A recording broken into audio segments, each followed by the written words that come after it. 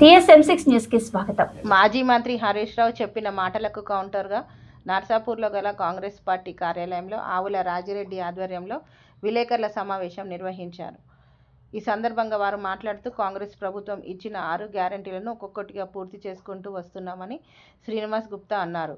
అదేవిధంగా రేవంత్ రెడ్డి మరియు కాంగ్రెస్ పార్టీ తరపున ఇచ్చిన హామీలను పూర్తి చేస్తూ వస్తుండగా అపోజిషన్ వాళ్లకు నిద్ర పట్టడం లేదని వారు అన్నారు. కార్యక్రమం మేము ముందుండి చేస్తామని మీకు సవాల్ విసురుతున్నాం. మీరు ఎక్కడైనా చర్చకు రెడీ. మేము అంకెలతో వస్తాం. వేదిక మీ దగ్గర పెట్టినా సరే, మా దగ్గర పెట్టినా సరే, మేము మీ అబద్ధాలనే ప్రచారం నిరూపిస్తామని మేము ఈ సందర్భంగా తెలియజేస్తూ, మీరు ఇంకా భవిష్యత్తులో ఇలాంటి కార్యక్రమాలకు మీరు తెరదీపితే ప్రజాస్వామికంగా మేము ఎదుర్కొంటాం, ప్రజల మనసులను గెలుస్తామని మరొకసారి తెలియజేస్తూ, ఈ నియోజకవర్గంలో ఇంకా కొన్ని అభివృద్ధి కార్యక్రమాల పట్ల మా కాంగ్రెస్ పార్టీ శ్రేణులు పనిచేస్తాయి. ఇంకా సంక్షేమ పథకాలు వేగవంతంగా చేయడానికి పనిచేస్తాయి. ప్రతి అర్హుడైన లబ్ధిదారునికి చేరవేర్చే కార్యక్రమం ఖచ్చితంగా చేస్తామని తెలియజేస్తూ, ఈ అవకాశం ఇచ్చిన ప్రతి ఒక్కరికి ధన్యవాదాలు తెలియజేస్తాం. మీ 10 సంవత్సరాల కాలం మీ డబుల్ బెడ్రూమ్ లేదంటే పోతుంటే వాళ్ళంటున్న అప్పేతగా అలింగనం చేసుకుంటే అనిపిస్తుంది ఈ పేదోడి తర్వాత గుండె చప్పుడు ఎట్లా ఉంటుంది అనేది గౌరవం అనిపిస్తుంది. నిన్నగాక మొన్న మేము గోమారం పోయినాం. గోమారంలో 4 పర్యాయాలు ఎమ్మెల్యేగా 2 పర్యాయాలు మంత్రిగా ఉండి చెయ్యలేని దద్దమ్మను ఈ రోజు తర్వాత మేము ఇచ్చిన తర్వాత వాళ్ళ కళ్ళల్లో ఆనందం చూస్తే ఒక పేదింటి బిడ్డగా, ఒక పేదోడిగా నాకు ఆనందం వేసింది. నిజంగా దానికి సిగ్గుపడాల్సింది పోయి ప్రోటోకాల్ పేరుతో ఈరోజు రగడ చేయాలని ప్రోటోకాల్ తప్ప ఇంకే విధం లేకుండా చేస్తున్నారు. తర్వాత సిగ్గనిపించాలా? నీ చుట్టుపక్కల ప్రాంతాల్లో ఏదైతే పేదలను సేవ చేయాలనుకున్నావు ఆ పేదల కాంగ్రెస్ ప్రభుత్వం ఇస్తుంది. తర్వాత ఈరోజు సంకల పెట్టుకొని పేపర్లు పెట్టుకొని మంత్రుల దగ్గర డబ్బులు నిప్పి నీ వర్గం అని ఇప్పించుకుంటున్నావు చూడు, అప్పుడు సిగ్గుపడాలా? ఇప్పుడు టీఆర్ఎస్ సర్పంచులకు కాంగ్రెస్ ప్రభుత్వం ఇస్తుంది. మీరు చేసిన ఆయనలో కాంట్రాక్టర్లకు కాంగ్రెస్ ప్రభుత్వం ఇస్తుంది. నువ్వెందుకు ఇయ్యలేవన్నా? మరి అప్పుడు మహిళా కమిషన్ చైర్మన్ ఉన్న సునీతారెడ్డి ఎందుకు ఆ రోజు మాట్లాడలేదు? ఈరోజు నర్సాపూర్ ప్రాంతం మొత్తం వెనుకబడ్డది. ఈరోజు మరుముల్ల ప్రాంతానికి వెనుకబడ్డదు. దానికి కారణం సునీత లక్ష్మారెడ్డి గారు, నీ ప్రభుత్వం, నీ టీఆర్ఎస్ ప్రభుత్వమే.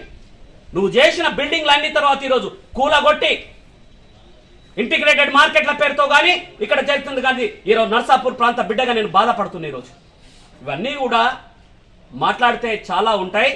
అందుకోసానికి సునీత లక్ష్మారెడ్డికి కానీ హరీష్ రావుకి కానీ మాట్లాడే ముందు మీరు పునరాలోచించుకొని ఈ పేద ప్రజలకు మీరు ఏం చేసిరో ఆలోచించుకోవాల్సిన అవసరం ఉంది.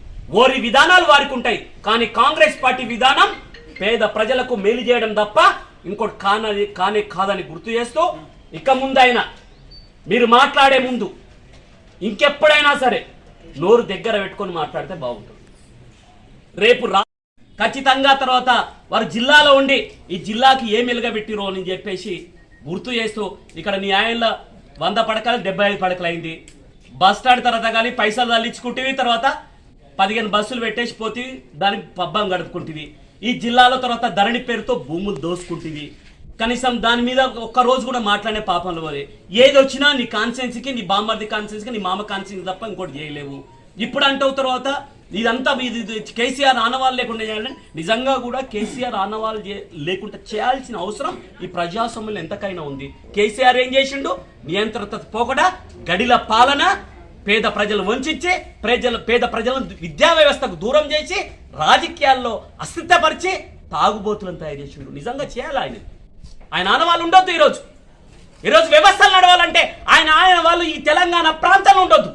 ఈ ప్రజాస్వామ్యానికి చాలా ప్రమాదకరమైన ఆనవాళ్ళు ఉంటాయి. ఈరోజు తాగుబోతులను తయారు చేసిన చరిత్ర కేసీఆర్, గౌరవ్ కేసీఆర్ గారిది. ప్రతిపక్ష నాయకులు చేస్తే ఇంట్లో ఉన్న చరిత్ర గౌరవ్ కేసీఆర్ గారిది.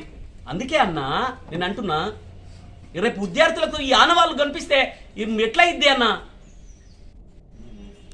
అందుకే దయచేసి హరీష్ రావు గారు జిల్లాలో ప్రతిపక్ష నాయకుడున్న జిల్లాలో మేమున్నాం కనుక ఖచ్చితంగా వారు ఏమి చేసినా ఇక ఆగడాలు చెల్లయని మేము జీవితంలో ఇట్లాంటి వాటిని ఎన్ని అయినా ఎదుర్కోవడానికి సిద్ధమున్నాం. కానీ మీ భయభ్రాంతులకు గురి చేసి కాంగ్రెస్ పార్టీని మభ్యపెట్టి కొంతమంది లోఫర్గాలను కలుపుకొని మేమేదో చేస్తాం, తర్వాత కొంతమంది కోట్లు మా ఎంబడున్నారని చెప్పేసి చేస్తే చూస్తూ ఊరుకోమని ఒక పేదింటి బిడ్డగా ఎన్ఎస్ఏ యూత్ కాంగ్రెస్ పార్టీల ఒక అంకిత భావం చేసే పనిచేసే సైనికుడిగా ఇవన్నీ భరతామని చూస్తూ ఇక ముందైనా మీ భరతం బట్టి టీఆర్ఎస్ను బొందగట్టి స్థానిక సంస్థల ఎలక్షన్లు అయిపోయినాక మీ దుకాణం బంద్ అయినాక మీ స్థానికంగా ఉన్న మీ ఏదైతే పార్టీ ఆస్తులున్నాయో ఎలక్షన్ కమిషన్ రాసి అవి తర్వాత మీ మీద రద్దు చేయాలని మనస్ఫూర్తిగా సమన్వయంగా మనవి చేసుకుంటున్నాను, నేను గుర్తు చేస్తున్నాను. చేసినాం 60,000 ఉద్యోగాలు ఇచ్చేసినాం. మేము ఇచ్చిన 6 గ్యారెంటీల లోపల అన్ని అమలు చేసుకుంటూ వస్తున్నాం. ఇటు మహిళలు పొద్దున్న లేస్తే జాబ్ పోయేటోళ్ళు గిట్ట ఏంటంటే రోజు ఇంచుమించు ఒక నెలకు ఒక్కొక్క మహిళ గిట్ట 5,000 6,000 రూపాయలు వాళ్ళకి బస్సు ఫ్రీ అవుతుంది. 200 యూనిట్ల మట్టుకు కరెంటు ఫ్రీ అయిపోతుంది. ఇవాళ సంతోషంగా అందరూ సన్న బియ్యంతో వండుకొని తింటున్నారు. 10 ఏళ్ళ ఇల్లు రానటువంటిది ఇవాళ ఇందిరమ్మ ఇళ్ళ కింద ఇల్లు పోసుకొని చెప్పి ఇల్లు ముగ్గులు వేసుకొని చెప్పి సంతోషంగా నడిపించుకుంటారు. ఇంత మంచిగా నడుస్తుంటే మీకు కన్ను కొట్టి ఈ విధంగా ఆరోపణలు చేస్తున్నాం. కాబట్టి హరీష్ రావు గారు ఈ విధంగా మాట్లాడడం మీకు పద్ధతి కాదు అని చెప్పి మేము పార్టీ తరఫున మనం చేస్తున్నాం. 7 లక్షల మంది రైతులు, 1,48 లక్షల ఎకరాలు, ఇది ఒక రికార్డు, ప్రపంచ రికార్డు.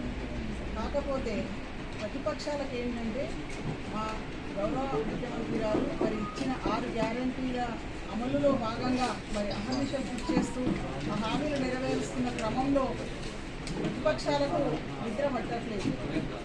ఏ రకంగానైనా ఒక బురద నీటిని చల్లే విధంగా మాట్లాడి ప్రజలను కన్ఫ్యూజ్ చేయాలని, ప్రభుత్వం మీద బురద చల్లాలని ఒక కంకణం ఏదైతే కట్టుకున్నారో పిల్లి శాపనార్థాలకు ఉట్టి తెగిపడదని సామెత.